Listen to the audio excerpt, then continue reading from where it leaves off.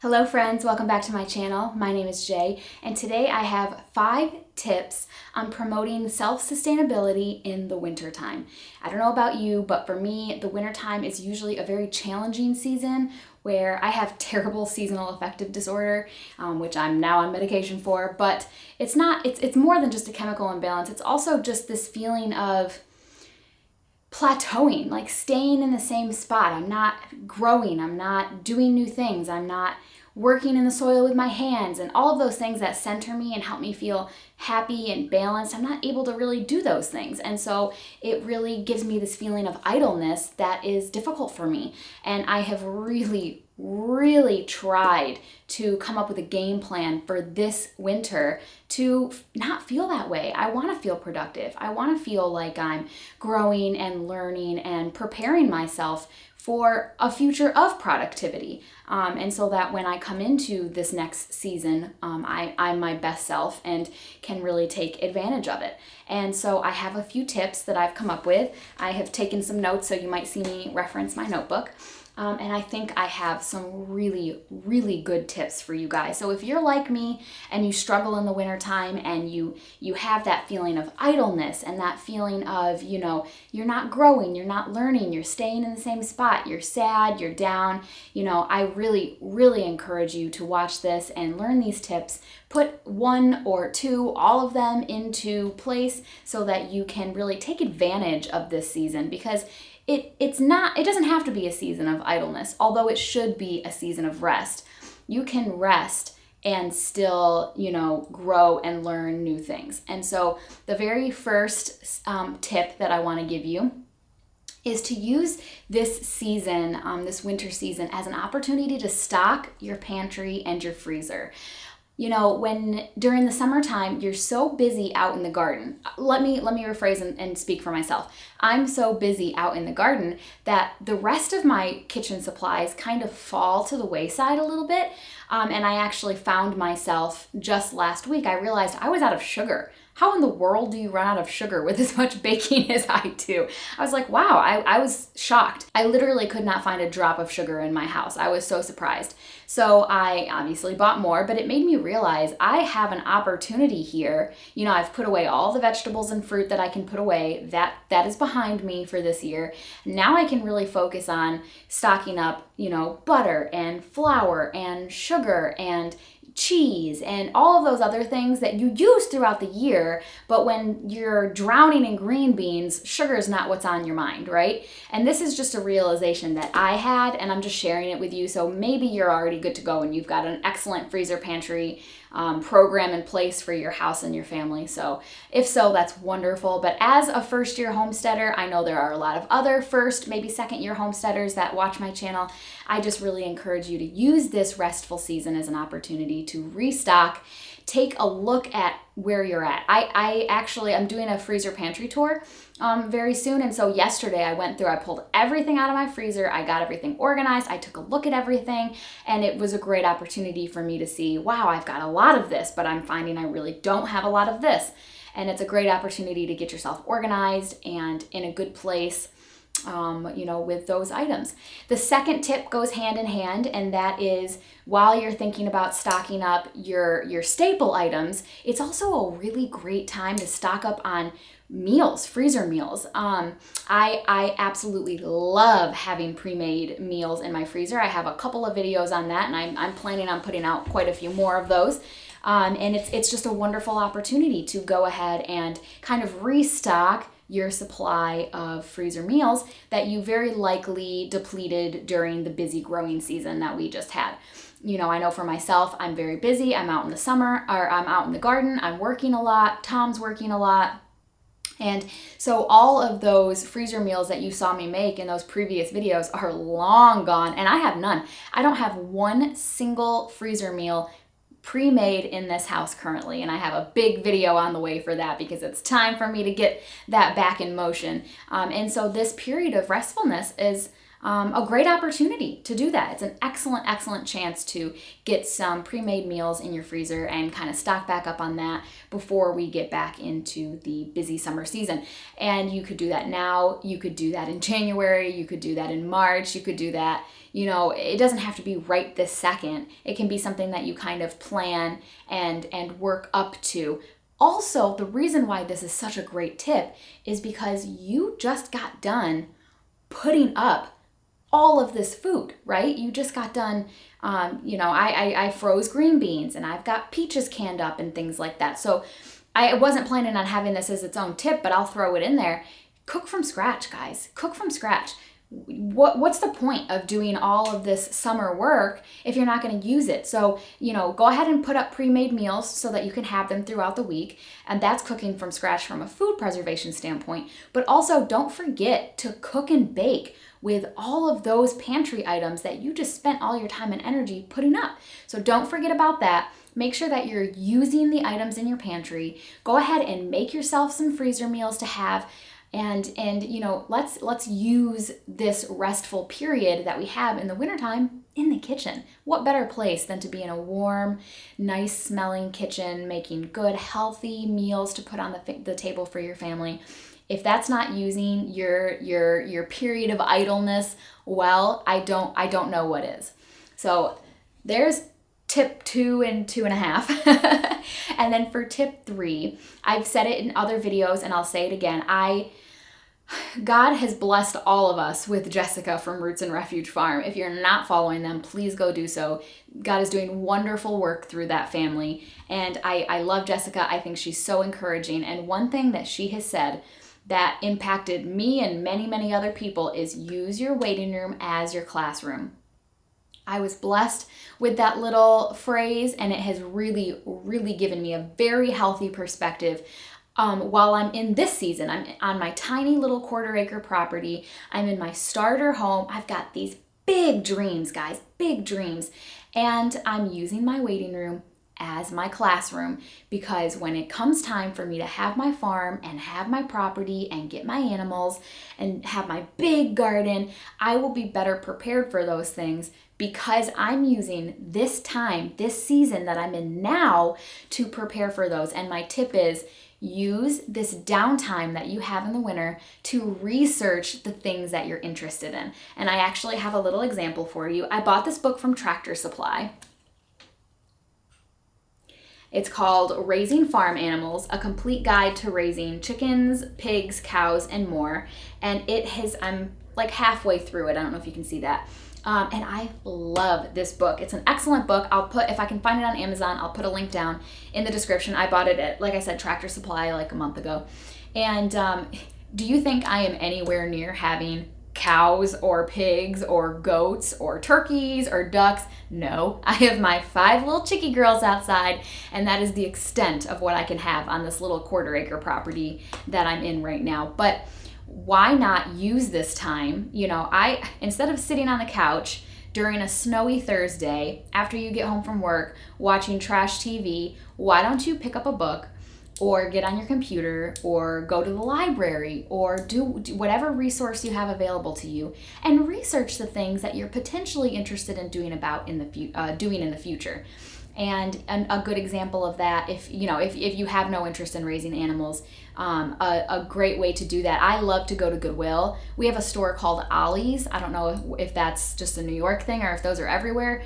And Ollie's is like a discount store. Any of those types, Salvation Army, whatever. I love going to those kinds of stores and finding cookbooks, discounted cookbooks, used cookbooks, and just picking out something that really speaks to me, looks like it would interest me, getting those really cheap, taking them home, flipping through them. The cost was real minimal, $2-3 a book, and learning new recipes. It's so much fun. It's such a great use of your downtime, and it's a way for you to really hone your skills and grow your skills. So, if you're not interested in raising animals, then, you could potentially do that from a kitchen standpoint. Or if you are interested in someday having bees, I've been doing a lot of research on horses. I'm nowhere near being able to have horses. They are a huge dream of mine, goal of mine. So guess what? It absolutely hurts nothing to research. And in fact, I almost think for me, it's been really fun because God has put a lot of these desires on my heart, and I really think that He puts those desires on our heart for a reason. So I feel like I'm even doing myself good spiritually by learning and growing and developing those skills that I'm not quite in that season of life where I'm going to use them yet, but it's just me saying, listen, God, I hear you. I know that you have a plan and a path for me, and I know that it's for good. I have these desires on my heart. They're good, they're wholesome desires, and I'm going to put so much faith in you and your plan for me that I'm going to go ahead and start learning about these things right now. You know, it's winter time, it's cold, it's dark, I'm sad. You know what makes me feel better? Dreaming about and learning about horses, just for example, whatever that looks like for you. And that's such a great use of that time, instead of just letting yourself be idle and letting yourself be sad and indulging in things like trash TV and sitting on your couch eating chips and, you know, the things that I've done that before. That's realistic. I've done that before. And I'm really trying to create this alternative perspective for this season where instead of doing those things, I learn and grow and research other things that could potentially make an appearance in my future. To piggyback off of researching and learning about new things, it's also a really excellent opportunity to actually learn new skills. And when I say that, I mean do it. A great example of this is sourdough. I really want to try and tackle sourdough this winter. I really want to tackle pressure canning this winter. There's lots of things you can pressure can without having to have a garden in full bloom. Let me see, what else? I want to learn how to sew. I really want to make my own aprons. I think that sounds so fun. And I have a sewing machine upstairs that is not being used. And the busy summer garden season is not the time for me to go, I think I'm gonna try to learn how to sew my own aprons today. I'm busy, my focus is devoted elsewhere, and we all love the busy summer garden season, but it also realistically is a difficult time to learn new things because your focus is so wholly devoted to these other tasks that really need you and your presence and your time. So the wintertime is the perfect opportunity to take that thing that you've been interested in, or maybe you've already taken the time to research it. I know I've researched the heck out of sourdough, you know, and you already kind of are familiar with them, you know about them, you've heard about them, you've watched YouTube videos of them. Now's the time to actually do it. Bread baking, sewing, trying out new recipes in the kitchen. You may have already done the step of getting a cookbook. You already found a recipe that you're interested in it. You've already done that step. Now's the time to get in the kitchen and do it, you know? What better time? It's cold outside. It might be snowing where you are. You might, you know, a lot of your kids' sports seasons are, you know, not in season right now. And you've got a lull at work, you know, whatever your situation is. If you have downtime, what better way to fill it than with learning a new skill or continuing to grow an existing skill like being in the kitchen and trying new recipes and things like that. And I definitely plan on doing that for sure. We're gonna be in the kitchen a lot this winter, even going back to what I was saying about using up the items in your pantry and getting in the kitchen, cooking fresh food, preparing freezer meals and things like that. Boy, I have a lot of recipes coming up. I have a whole list of them planned that I'm going to be making videos for, using jams. I have so many jams. My friend Heidi killed it with the jams this year, and I have a lot of really fun recipes. One in particular that I'm actually going to film here pretty soon because I'm craving it, showing you ways to use the things that you have in your pantry that you put up this year.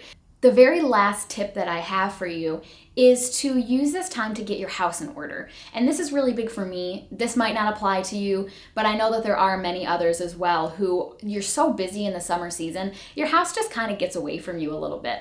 And you guys saw, I'm in my homesteading room. You saw me get my dining room back together. You saw me get this room put together, and that's wonderful. But I did that in the fall time, right? I certainly was not tackling that in the summertime. I had no time for that. And so now's the time for you to be able to stand back, reflect on your year, especially if you're a first-year homesteader or a new homesteader. It's a great opportunity to go, where am I lacking? Do I have enough pantry space for all of my cans? Is my kitchen really out of order? Do I have a hard time finding my measuring spoons when I'm ready to bake something? Do I need to create a place to store my seeds and whatnot when it's the off season? I'm just trying to think of examples. Now's a really great time to figure out what works in your home, what doesn't. And instead of just living with it, instead of being like, yeah, no, that's really irritating when I'm in the moment, but whatever. No, use this time. Be really intentional. Go out through your house and say, okay, I've got this drawer that's full of junk that I could clean out. I've got this closet that's full of junk and I could be using this to store pantry items. I've got this room that I could be using to set up my seed starting operation so it's not in everyone's way in the kitchen. What have you. It's an excellent, excellent opportunity to get in, do a little bit of deep cleaning. But of course, my tip is for you to clean your house, but more than that, it's really the opportunity for you to stand back and analyze your house and say, is there anything that I can do to make the flow of my home more productive for me? Because that's what homesteading really comes down to for me. Well, it comes down to a lot of things, but one of those things is productivity. What can I do to make myself be as efficient as possible? Because as you've heard me say a million times, I get very overwhelmed, I get very stressed out, and I'm trying to create a home where those frustrations are minimized because I'm setting myself up for success. I'm setting myself up to be in a really good position and to be really organized and to have things where I need them and to have things in a place where I can quickly get to them and to make sure that all of these items have a home and to make sure that everything is, where it belongs, efficient, in its place, and convenient for me to use when I'm ready to use them. And that's not only going to be great for the wintertime and give me a great feeling of accomplishment in the wintertime, but it's gonna make my life in the summertime when I'm busy even easier to manage, even more efficient. So, those are my tips for you. I hope, sorry, Benny wants to be let in, he's barking. I hope even one of them resonated with you, and I'm really passionate. I'm feeling, oh my gosh, okay, be right back. As I was saying, I'm really passionate about helping people get through the wintertime because it's been such a struggle for me. And I can still feel it. Actually, this week I was just on the phone with Heidi and I was like, man, I'm feeling so down. I'm having a really hard time with motivation. She was like, yeah, because you're going through the seasonal transition. And I was like, actually, you know what, you're right. And so that's what really motivated me to film this today. I'm struggling to find motivation. So what better way for me to motivate myself than to motivate you? And coming up with these tips, it's just providing you with the opportunity to accept the idleness and the feelings of, being down and not being productive. And to me, it almost feels like I'm wasting time.